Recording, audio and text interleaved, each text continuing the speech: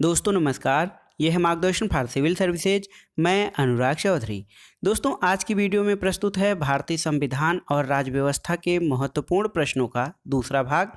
इसमें हम भारत के राष्ट्रीय आंदोलन और संवैधानिक विकास से संबंधित महत्वपूर्ण प्रश्नों को सॉल्व करेंगे। दोस्तों ये वीडियो सिविल सेवा परीक्षा, विभिन्न राज्यों की राज्य सेवा परीक्षा के सामान्य अध्ययन की राज्य व्यवस्था खंड के साथ साथ जीडीसी प्रवक्ता यानी गवर्नमेंट डिग्री कॉलेज प्रवक्ता, जीआईसी प्रवक्ता, TGT PGT, LT grade, net JRF राजनीति विज्ञान के लिए बहुत ही महत्वपूर्ण तथा उपयोगी है। तो आइए शुरू करते हैं आज का वीडियो, भारतीय संविधान और राज्य व्यवस्था के महत्वपूर्ण प्रश्नों का दूसरा भाग। दोस्तों आज का वीडियो हम शुरू करेंगे एक महत्वपूर्ण प्रश्न से कि सुभाष चंद्र बोस ने कांग्रेस के अध्यक्ष पद के लिए चुनाव कब लड़ा था। देखिए ऑप्शन है आपके 1940, 1939, 1938 या फिर 1937।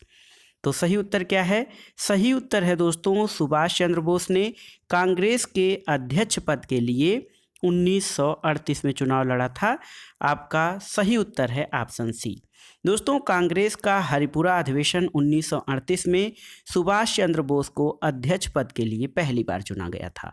और सबसे महत्वपूर्ण बात यह है कि 1939 में सुभाष चंद्र बोस ने कांग्रेस के अध्यक्ष पद के लिए दावेदारी प्रस्तुत की थी, लेकिन गांधी जी पट्टाभी सीतारामैया को अध्यक्ष बनाने के पक्ष में थे। गांधी जी के विरोध के बावजूद भी 1939 में कांग्रेस के 52वें अधिवेशन में सुभाष चंद्र बोस अध्यक्ष बनने में सफल रहे।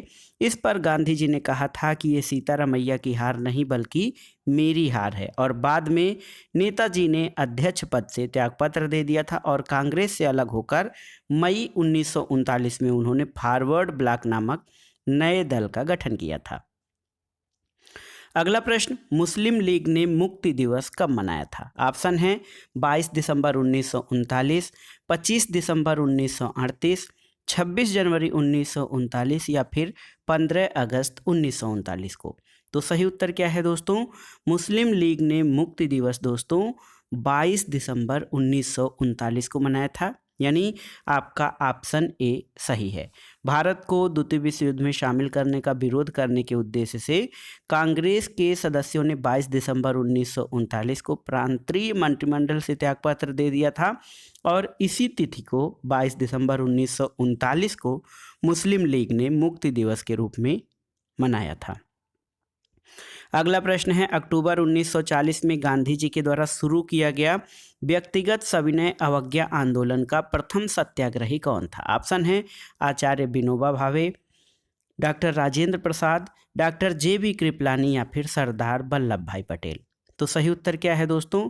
सही उत्तर है ऑप्शन ए, आचार्य विनोबा भावे को 1940 में गांधी जी द्वारा शुरू किए गए व्यक्तिगत सविनय अवज्ञा का प्रथम सत्याग्रही चुना गया था। और दूसरे सत्याग्रही दोस्तों, दूसरे सत्याग्रही पंडित जवाहरलाल नेहरू थे। अगला प्रश्न है, निम्नलिखित में से किसने क्रिप्स प्रस्ताव को पोस्ट डेटेड चेक कहा था? ऑप्शन है जवाहरलाल नेहरू, M.K. गांधी, B.R. अम्बेडकर और चौधरी रहमत अली। तो सही उत्तर है दोस्तों ऑप्शन बी, महात्मा गांधी ने क्रिप्स मिशन प्रस्ताव को पोस्ट डेटेड चेक कहा था। दोस्तों क्रिप्स ने जो है भारत के लिए मित्र राष्ट्रों के दबाव के कारण ब्रिटिश प्रधानमंत्री चर्चिल ने भारत का सहयोग प्राप्त करने के लिए मंत्रिमंडल के एक सदस्य स्टेफर्ड क्रिप्स के नेतृत्व में एक मिशन भारत भेजा था, और भारतीय नेता इससे संतुष्ट नहीं थे क्योंकि प्रथम विश्व युद्ध में ब्रिटेन का सहयोग करके वो धोखा खा चुके थे। अगला प्रश्न है, संविधान सभा का गठन प्रस्तावित किया गया था किसके द्वारा? क्रिप्स मिशन के द्वारा, कैबिनेट मिशन के द्वारा, बेवेल योजना के द्वारा या फिर माउंटबेटन योजना के द्वारा। तो सही उत्तर आपको बताना है। सही उत्तर है दोस्तों संविधान सभा का गठन जो था वो क्रिप्स मिशन योजना के अंतर्गत प्रस्तावित किया गया था। ऑप्शन ए आपका सही उत्तर है। और क्रिप्स मिशन के तहत युद्ध के बाद भारत को डोमिनियन अधिराज्य का दर्जा दिए जाने का प्रस्ताव किया गया था, और क्रिप्स मिशन ने संविधान निर्मात्री निकाय की रचना के लिए भी प्रावधान किया था। अगला प्रश्न बहुत ही महत्वपूर्ण है, कौन सुमेलित नहीं है? वायसराय और घटनाएं। तो देखिए, Lord Irwin Cripps mission, Lord Wavell Shimla pact, Lord Chelmsford 1919 का अधिनियम और लॉर्ड माउंटबेटन पाकिस्तान की मांग। तो देखा जाए दोस्तों तो इसमें देखिए स्टीफर्ड क्रिप्स के नेतृत्व में क्रिप्स मिशन 1942 में भारत आया था। इस समय भारत का वायसराय लॉर्ड लिनलिथगो था। इसलिए देखा जाए तो विकल्प ए जो है आपका सुमेलित नहीं है। लेकिन 23 मार्च 1940 को मुस्लिम लीग का लाहौर अधिवेशन हुआ था। इसकी अध्यक्षता मोहम्मद अली जिन्ना ने की थी और इस अधिवेशन में भारत को एक अलग मुस्लिम राष्ट्र पाकिस्तान की मांग की गई थी। इस समय भी भारत का वायसराय लॉर्ड लिनलिथगो था। तो देखा जाए तो जो पाकिस्तान की मांग की बात है ये लॉर्ड माउंटबेटन के समय में नहीं बल्कि लॉर्ड लिनलिथगो के समय में की गई थी। तो विकल्प डी भी सही सुमेलित नहीं है। और यदि भारत और पाकिस्तान के विभाजन की बात की गई होती तो विकल्प डी सही सुमेलित होता। लेकिन यहाँ पाकिस्तान की मांग की गई है या पाकिस्तान की बात की गई है। तो दो ऑप्शन यहाँ पे देखिए, लॉर्ड इरविन ये क्रिप्स मिशन और लॉर्ड माउंटबेटन, ये दो जो हैं दो ऑप्शन सही सुमेलित नहीं हैं। अगला प्रश्न देखते हैं, भारत छोड़ो प्रस्ताव अखिल भारतीय कांग्रेस समिति के द्वारा कब पारित किया गया था? ऑप्शन है आपके 1900 देखिए जुलाई 1942 को, अगस्त 1943 को, इसके अलावा देखिए अगस्त 1942, अगस्त 1943 और अगस्त 1944। तो सही उत्तर क्या है? सही उत्तर है दोस्तों अगस्त 1942 को क्विट इंडिया जो प्रस्ताव था वो अखिल भारतीय कांग्रेस समिति द्वारा पारित किया गया था। अगला प्रश्न देखते हैं दोस्तों, महात्मा गांधी द्वारा भारत छोड़ो आंदोलन किस वर्ष आरंभ किया गया था? बहुत ही आसान सा क्वेश्चन है। आप जानते हैं 1942 में भारत छोड़ो आंदोलन प्रारंभ किया गया था। अगला प्रश्न भी इसी से है कि भारत छोड़ो आंदोलन कब प्रारंभ हुआ था? तो सही उत्तर है 8 अगस्त जो है भारत छोड़ो आंदोलन। इसमें ऑप्शन पहले देख लेते हैं, 6 अगस्त 1941, 8 अगस्त 1942, 17 जुलाई 1943 या उपरोक्त में से कोई नहीं। तो दोस्तों देखा जाए तो 7 अगस्त 1942 को बम्बई के ऐतिहासिक ग्वालिया टैंक में अखिल भारतीय कांग्रेस कमेटी की वार्षिक बैठक हुई थी। इसमें वर्धा प्रस्ताव या भारत छोड़ो प्रस्ताव की पुष्टि हुई थी और 8 अगस्त को ये प्रस्ताव स्वीकार कर लिया गया था। 9 अगस्त 1942 को भारत छोड़ो आंदोलन प्रारंभ हुआ था। तो यहाँ पे देखिए कन्फ्यूजन के लिए 8 अगस्त दिया है लेकिन ये सही नहीं है। तो सही उत्तर हो जाएगा आपका ऑप्शन डी, उपरोक्त में से कोई नहीं। अगला प्रश्न है 1942 के भारत छोड़ो आंदोलन की नायिका कौन थी? ऑप्शन है डॉक्टर एनी बेसेंट, सुचिता कृपलानी, अरोड़ा आसफ अली और सरोजनी नायडू। तो सही उत्तर है दोस्तों अरोड़ा आसफ अली जो थी 1942 के भारत छोड़ो आंदोलन की नायिका थी। अरोड़ा आसफ अली के बचपन का नाम अरोड़ा गांगुली था। 1942 में भारत छोड़ो आंदोलन के समय इन्होंने बम्बई के ग्वालिया टैंक मैदान में ध्वजारोहण समारोह का आयोजन कराया था और उनके इस साहसिक कदम से आंदोलन को ताकत मिली थी और भारत छोड़ो आंदोलन में वो एक पूर्णकालिक सक्रिय सदस्य बन गई थी। अगला प्रश्न है, अपने किस अधिवेशन में मुस्लिम लीग ने ये नारा दिया था कि विभाजन करो और यहाँ से जाओ? तो ऑप्शन है लाहौर अधिवेशन 1940, कराची 1933, लखनऊ 1931 या फिर कराची 1943। तो सही उत्तर है दोस्तों कराची अधिवेशन 1943 में मुस्लिम लीग ने ये नारा दिया था कि विभाजन करो और यहाँ से जाओ। अगला प्रश्न है देखिए, निम्नलिखित को जो है एक क्रम के अनुसार व्यवस्थित करना है आपको। स्वदेशी आंदोलन का प्रारंभ, मुस्लिम लीग की स्थापना, भारत छोड़ो आंदोलन और कांग्रेस द्वारा स्वराज दल को अपना लक्ष्य घोषित करना। तो सही उत्तर जान लेते हैं। सबसे पहले दोस्तों स्वदेशी आंदोलन का आरंभ 7 अगस्त 1905 को हुआ था। इसके अलावा मुस्लिम लीग की स्थापना 1906 में हुई थी। कांग्रेस द्वारा स्वराज को अपना लक्ष्य घोषित किया गया था 1929 में और भारत छोड़ो आंदोलन 1942 में प्रस्तावित हुआ था। तो सही उत्तर हो जाएगा आपका ऑप्शन सी। अगला प्रश्न है दोस्तों, सूची 1 का सूची 2 के साथ मिलान कराना है और सही उत्तर का चयन करना है। तो यहाँ पर देखिए सही उत्तर क्या होगा, पूना समझौता दोस्तों महात्मा गांधी और डॉक्टर भीमराव अंबेडकर के बीच में हुआ था। 26 सितंबर 1932 को। उसके अलावा अगस्त प्रस्ताव 8 अगस्त 1940 को। वर्धा प्रस्ताव बहुत ही महत्वपूर्ण है, वर्धा प्रस्ताव दोस्तों 14 जुलाई 1942 को। और बेवेल योजना जो थी वो 4 जून 1945 को लागू की गई थी। तो सही उत्तर आपका हो जाएगा ऑप्शन बी। अगला प्रश्न देखते हैं दोस्तों, निम्नांकित युग्मों में से कौन सा सुमेलित नहीं है। देखिए ऑप्शन है आपके साइमन कमीशन 1927, नमक सत्याग्रह 1930, गांधी इरविन समझौता 1931 और बेवेल योजना 1944। तो सही सुमेलित जो नहीं है वो दोस्तों बेवेल योजना 1944 नहीं है, क्योंकि बेवेल योजना 1945 की है। बेवेल योजना की घोषणा जून 1945 में की गई थी। अन्य सभी विकल्प आपके सही सुमेलित हैं। अगला प्रश्न है, कौन कैबिनेट मिशन का सदस्य नहीं था। Lord Wavell, A B Alexander, Pethick Lawrence और सर स्टेफर्ड क्रिप्स। तो सही उत्तर क्या होगा दोस्तों, सही उत्तर है option A, Lord Wavell cabinet mission का सदस्य नहीं था। कैबिनेट मिशन 24 मार्च 1946 को दिल्ली आया था। इसके अध्यक्ष जो थे वो पैथिक लॉरेंस थे और 2 अन्य सदस्य स्टेफर्ड क्रिप्स और एबी अलेक्जेंडर थे, इसलिए लॉर्ड बेवेल इसके सदस्य नहीं थे। अगला प्रश्न है, कैबिनेट मिशन भारत कब आया। तो सही उत्तर हो जाएगा दोस्तों आपका कैबिनेट मिशन 24 मार्च 1946 को भारत आया था। सही उत्तर ऑप्शन बी हो जाएगा। अगला प्रश्न है, वह स्थान जहां नौसेना ने 1946 में भारत में ब्रिटिश शासन के विरुद्ध खुला विद्रोह कर दिया था, वो कौन सा है। ऑप्शन है मुंबई, कोलकाता, मद्रास या फिर कोचीन। तो सही उत्तर है दोस्तों बम्बई में।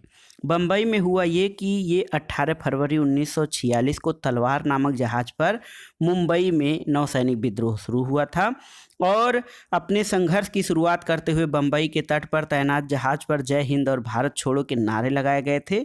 बाद में इस विद्रोह को सरदार वल्लभ भाई पटेल के कहने पर समाप्त कर दिया गया था।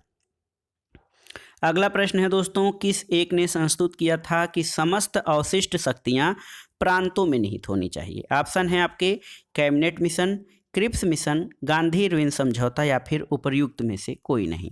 तो सही उत्तर है दोस्तों cabinet mission. Cabinet mission option A, cabinet mission ने संस्तुत किया था कि संघ सूची के अतिरिक्त अन्य सभी विषयों और अवशिष्ट विषयों पर जो है कानून बनाने का अधिकार प्रांतों का होगा। अगला प्रश्न है, इनमें से कौन अखिल भारतीय कांग्रेस समिति का सभापति था जब 6 जून 1946 को कैबिनेट मिशन योजना पर विचार करने के लिए बम्बई में उसका अधिवेशन हुआ था। ऑप्शन है आपके सी राजगोपालाचारी, डॉक्टर राजेंद्र प्रसाद, जवाहरलाल नेहरू और ए.ओ. ह्यूम। तो सही उत्तर क्या है दोस्तों, सही उत्तर है आपका ऑप्शन सी, जवाहरलाल नेहरू 6 जून 1946 को कैबिनेट मिशन योजना पर विचार करने के लिए बम्बई अधिवेशन के जो है कार्य समिति के सभापति चुने गए थे, पंडित जवाहरलाल नेहरू। अगला प्रश्न है, भारत में प्रथम अंतरिम सरकार की घोषणा कब की गई थी। ऑप्शन देखिए 23 अगस्त 1946, 24 अगस्त 1946, 25 अगस्त 1946 या फिर 26 अगस्त 1946। तो सही उत्तर क्या है दोस्तों, सही उत्तर है आपका ऑप्शन बी, 24 अगस्त 1946 को भारत में प्रथम अंतरिम सरकार की घोषणा की गई थी और इसके नेतृत्वकर्ता या इसका हेड जो है पंडित जवाहरलाल नेहरू को चुना गया था। अगला प्रश्न है, केंद्र में अंतरिम सरकार की स्थापना हुई थी। ऑप्शन देखिए क्रिप्स मिशन के आने के बाद, क्रिप्स मिशन के आने के पहले, कैबिनेट मिशन के आने के बाद और कैबिनेट माउंटबेटन योजना पेश करने के बाद। तो सही उत्तर है दोस्तों ऑप्शन सी, भारत में जो अंतरिम सरकार की स्थापना कैबिनेट मिशन के आने के बाद हुई थी। और कैबिनेट मिशन ने जो सुझाव दिए थे उनमें से एक प्रमुख था अंतरिम सरकार की स्थापना करना, जिसे भारत के सभी प्रमुख राजनीतिक दलों का समर्थन प्राप्त होगा। अगला प्रश्न देखते हैं दोस्तों, बहुत ही महत्वपूर्ण है। 1946 में भारत में अंतरिम सरकार का मुखिया कौन था। तो सही उत्तर क्या है, ऑप्शन डी, जवाहरलाल नेहरू भारत में अंतरिम सरकार के मुखिया थे। अगला प्रश्न देखते हैं, संविधान सभा के संबंध में कौन सा कथन सत्य है? देखिए, यह वयस्क मताधिकार पर आधारित नहीं है, ये प्रत्यक्ष मताधिकार मतदान का प्रतिफल था, यह बहुदलीय निकाय था और इसने कई समितियों के माध्यम से कार्य किया था। इस प्रश्न का उत्तर बहुत क्लियर इसलिए नहीं है क्योंकि देखिए, संविधान सभा का निर्वाचन प्रांतीय विधानसभा के सदस्यों द्वारा अप्रत्यक्ष निर्वाचन प्रणाली से हुआ था। तो अप्रत्यक्ष हुआ था, देखिए यहाँ पर जबकि दे रहा है कि प्रत्यक्ष मतदान का प्रतिफल था, ये अप्रत्यक्ष निर्वाचन का परिणाम था। इसका गठन कैबिनेट मिशन योजना के आधार पर हुआ था, आप जानते हैं। इसके अलावा एक सदस्य लगभग 10 लाख जनसंख्या का प्रतिनिधित्व करता था और इस सभा में अनेक दलों के प्रतिनिधि सम्मिलित थे।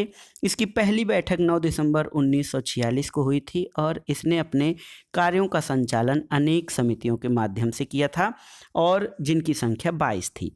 तो यहाँ पर देखिए 1, 3, 4 1, 3, 4 दोस्तों, इसमें से कोई ऐसा ऑप्शन नहीं है जिसमें 1, 3, 4 सही हो। तो कुल मिलाकर इसमें देखिए 2 और 3 भी नहीं सही है क्योंकि 2 सही नहीं है आपका। तो सही उत्तर इसमें से आप ऐसे व्याख्या से देख सकते हैं कि इसका जो निर्वाचन हुआ था प्रांतीय विधानसभा के सदस्यों द्वारा अप्रत्यक्ष निर्वाचन प्रणाली के आधार पर हुआ था। ये बहुदलीय निकाय था और इसने कार्य कई समितियों के माध्यम से किया था। अगला प्रश्न देखते हैं दोस्तों, बहुत ही महत्वपूर्ण है। भारतीय संविधान सभा का निर्माण किसने किया था? ऑप्शन है संसद ने, संविधान सभा ने, भारतीय राष्ट्रीय कांग्रेस ने या फिर भारतीय सर्वोच्च न्यायालय ने। तो सही उत्तर क्या होगा? सही उत्तर है दोस्तों जो है भारत के संविधान का निर्माण एक संविधान सभा ने किया था।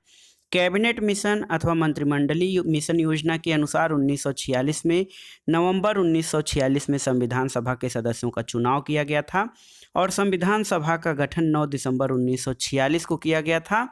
और इसके बारे में कुछ अन्य महत्वपूर्ण कथन तथ्यों को जान लेते हैं। संविधान सभा की बैठक संविधान के प्रारूप पर 8 महीने हुई बहस हुई और उसमें कई संशोधन किए गए थे। संविधान सभा के 11 अधिवेशन हुए थे। 22 जनवरी 1947 को संविधान सभा द्वारा भारत को एक संविधान देने का उद्देश्य प्रस्ताव पारित किया गया था और 11वें अधिवेशन के अंतिम दिन 26 नवंबर 1949 को संविधान को अंगीकृत किया गया था। अगला प्रश्न है दोस्तों, जवाहरलाल नेहरू द्वारा प्रस्तुत उद्देश्य प्रस्ताव को संविधान सभा ने कब पारित किया? ऑप्शन है 26 जनवरी 1947, 22 जनवरी 1947, 9 दिसंबर 1946 या फिर 15 अगस्त 1947। तो सही उत्तर है दोस्तों जवाहरलाल नेहरू द्वारा प्रस्तुत उद्देश्य प्रस्ताव को संविधान सभा ने 22 जनवरी 1947 को पारित किया था। और अर्नेस्ट बार्कर का कहना है इसकी प्रशंसा में कि जब मैं उसे पढ़ता हूँ तो मुझे ऐसा प्रतीत होता है कि मेरी इस पुस्तक में जो तर्क दिया गया है उन्हें उद्देशिका संक्षिप्त और सारभूत रूप में प्रस्तुत करती है। अगला प्रश्न है दोस्तों, भारत में संविधान सभा का निर्माण जो है वो किस योजना के अंतर्गत हुआ है? तो आप जानते हैं, ऑप्शन बताने की जरूरत नहीं है। संविधान सभा का निर्माण कैबिनेट मिशन योजना या मंत्रिमंडल मिशन योजना के आधार पर किया गया है। अगला प्रश्न है, भारतीय संविधान सभा या कॉन्स्टिट्यूएंट असेंबली की स्थापना कब हुई थी? तो सही उत्तर क्या है? सही उत्तर है 1946। 1946 में भारतीय संविधान सभा का गठन या स्थापना हुई थी। अगला प्रश्न देखते हैं दोस्तों, कौन सी योजना प्रस्ताव से संविधान सभा की स्थापना हुई थी? तो सही उत्तर क्या है? आप जानते हैं, ऑप्शन बताने की जरूरत नहीं है। कैबिनेट मिशन प्लान के तहत संविधान सभा की स्थापना हुई थी।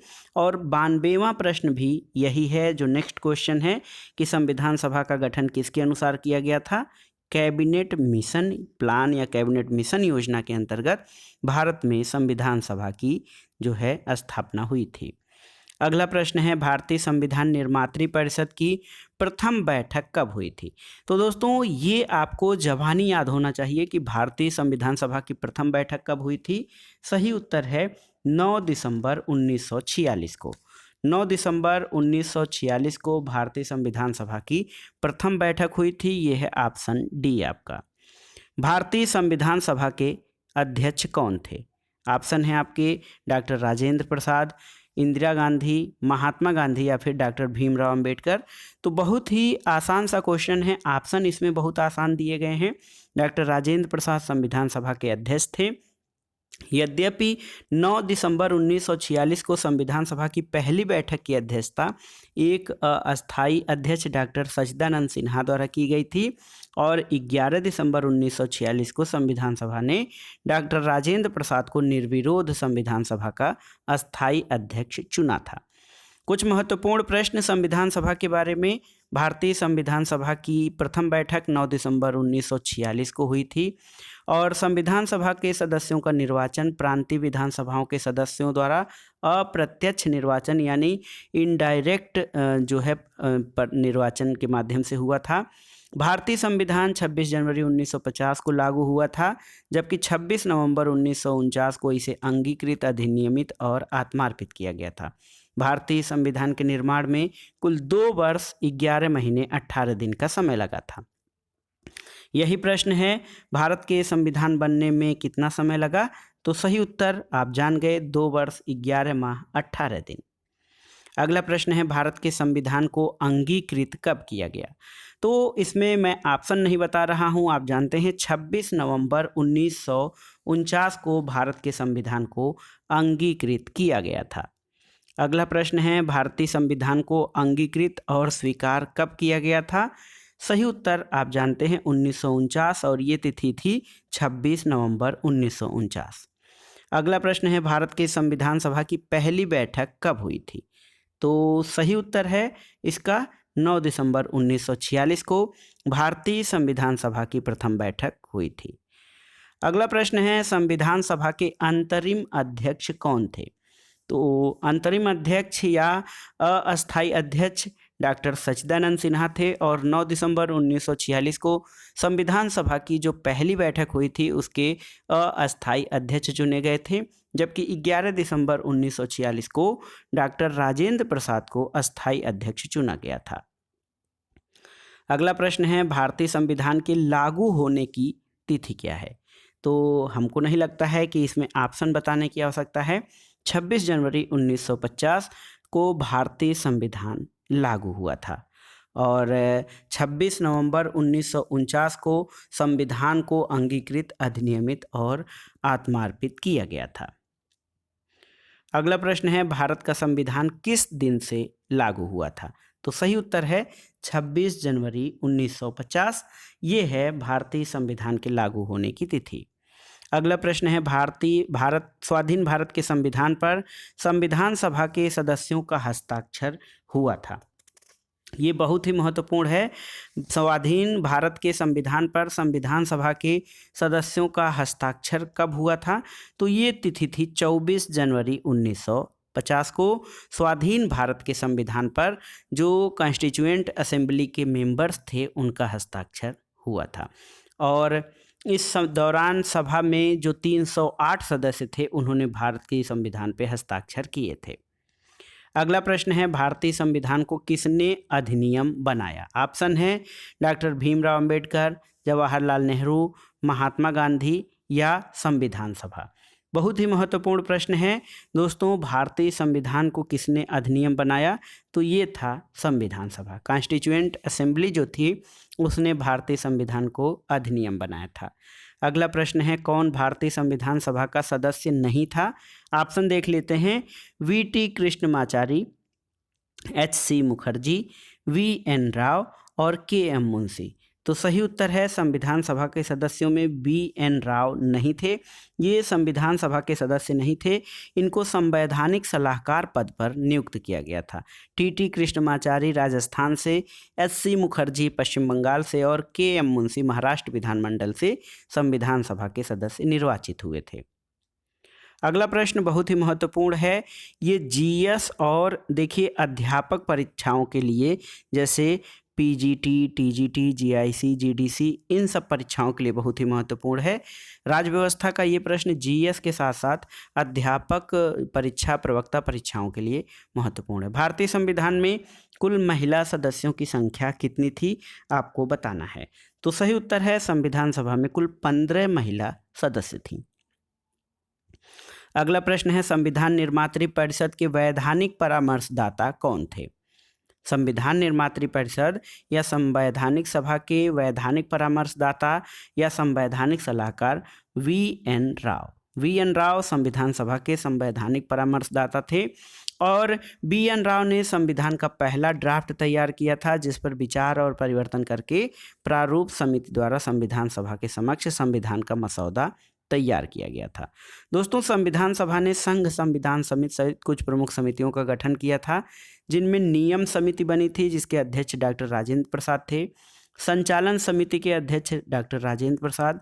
रियासत समिति डॉक्टर राजेंद्र प्रसाद अध्यक्ष थे। प्रारूप समिति या ड्राफ्ट कमेटी के अध्यक्ष डॉक्टर भीमराव अंबेडकर थे। सलाहकार समिति के डॉक्टर वल्लभ भाई पटेल।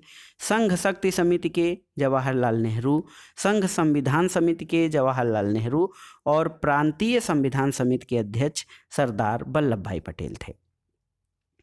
अगला प्रश्न है संविधान सभा का विधिक सलाहकार कौन था? तो ये थे वी.एन. राव। यही प्रश्न एक बार फिर से विधिक की जगह पे कानूनी सलाहकार शब्द लाकर पूछ रहा है, तो ये वी.एन. राव थे। भारतीय संविधान के वास्तुकार या शिल्पी किसे कहा जाता है? ऑप्शन है डॉक्टर राजेंद्र प्रसाद, देखिए doctor Rajendra Prasad, H.N.. Kunzru, doctor Rajendra Prasad, doctor Bhimrao Ambedkar, VN. Rao और महात्मा गांधी। बहुत ही महत्वपूर्ण प्रश्न है दोस्तों कि भारतीय संविधान का वास्तुकार या शिल्पी, तो ऑप्शन बी जो है डॉक्टर भीमराव अंबेडकर को भारतीय संविधान का निर्माता या प्रमुख शिल्पी माना जाता है, क्योंकि कुछ विद्वान वी.एन. राव को भी मानते हैं, लेकिन प्रारूप समिति के अध्यक्ष के रूप में डॉक्टर भीमराव अंबेडकर की भूमिका को देखते हुए इनको संविधान का वास्तुकार माना जाता है। भारतीय संविधान की प्रारूप समिति में कुल कितने सदस्य थे? बहुत ही महत्वपूर्ण है ये प्रश्न। ऑप्शन है 9, 5, 7 या फिर 11। तो सही उत्तर है भारतीय संविधान की प्रारूप समिति में कुल सदस्यों की संख्या 7 थी।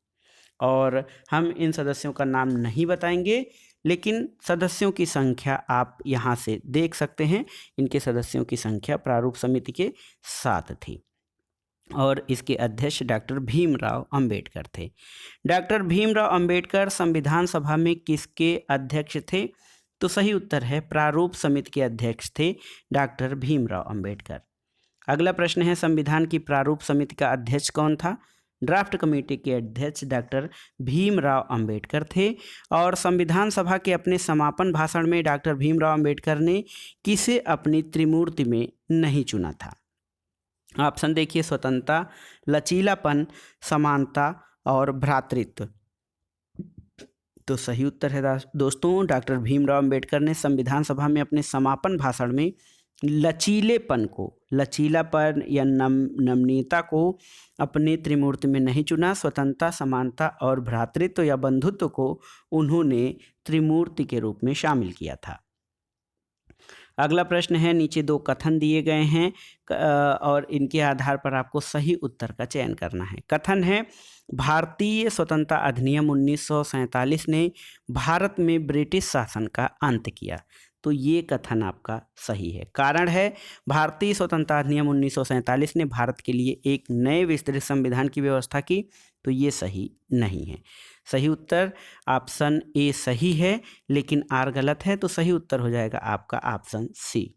भारतीय स्वतंत्रता अधिनियम 1947 ब्रिटिश संसद द्वारा ये पारित करता है कि भारत की स्वतंत्रता के बारे में ये प्रस्ताव देता है, लेकिन देखिए भारत का संविधान भारत के लोगों द्वारा निर्वाचित संविधान सभा द्वारा बनाया गया था, न कि जो है भारतीय स्वतंत्रता अधिनियम के द्वारा। तो ए सही है, आर गलत है। अगला प्रश्न है दोस्तों, द इंडियन इंडिपेंडेंस बिल, जिसका लक्ष्य भारत तथा पाकिस्तान के बीच ब्रिटिश इंडिया का विभाजन करना था, उसको ब्रिटिश संसद में कब प्रस्तुत किया गया था? ऑप्शन है आपके 2 जुलाई 1947, 4 जुलाई 1947, 8 जुलाई 1947 और 10 अगस्त 1947। तो सही उत्तर है आपका ऑप्शन बी, 4 जुलाई 1947 को the Indian independence bill British संसद में प्रस्तुत किया गया था और ये 18 जुलाई को पारित हुआ था। अगला प्रश्न है, इनमें से कौन भारत का वायसराय था? जब अगस्त 1947 में भारत और पाकिस्तान के बीच ब्रिटिश इंडिया का विभाजन हुआ था? ये बहुत ही महत्वपूर्ण है। ऑप्शन देख लेते हैं, Lord Louis Mountbatten, Lord Curzon, Lord Irwin या फिर लॉर्ड डफरिन। तो सही उत्तर है दोस्तों लॉर्ड माउंटबेटन। भारत का वायसराय था जब अगस्त 1947 में भारत और पाकिस्तान के बीच ब्रिटिश इंडिया का विभाजन हुआ था। अगला प्रश्न है, निम्नलिखित में से किस कांग्रेस सदस्य ने माउंटबेटन योजना को अस्वीकार किया था? ऑप्शन देखिए, जेबी कृपलानी, जीबी पंत, मौलाना अबुल कलाम आज़ाद और सरदार पटेल। तो सही उत्तर है कांग्रेस के सदस्य मौलाना अबुल कलाम आज़ाद ने माउंटबेटन योजना को अस्वीकार किया था और उन्होंने इस योजना का अंत तक विरोध किया था। अगला प्रश्न बहुत ही महत्वपूर्ण है, भारत एक गणतंत्र या रिपब्लिक कब बना था? भारत एक रिपब्लिक कब बना? तो सही उत्तर है दोस्तों 1950 में भारत एक गणतंत्र बना था और 26 जनवरी 1950 को संविधान के प्रवर्तन की तारीख कहा जाता है और इसी तिथि से भारत एक गणतंत्र के रूप में स्थापित हुआ था। अगला प्रश्न है दोस्तों, देखिए बहुत ही महत्वपूर्ण, भारत का संविधान निर्मित हुआ था? तो ये सही उत्तर है 26 नवंबर 1949 को। ऑपरेशन विजय किसे मुक्त कराने के लिए किया गया था? अगला प्रश्न है, ऑप्शन है पांडिचेरी, जम्मू और कश्मीर, अंडमान निकोबार द्वीप समूह और गोवा। तो सही उत्तर है गोवा को स्वतंत्र कराने के लिए 1961 में गोवा को पुर्तगालियों से मुक्त कराने के लिए जो सैन्य अभ्यास चलाया गया था उसको ऑपरेशन विजय कहा जाता है।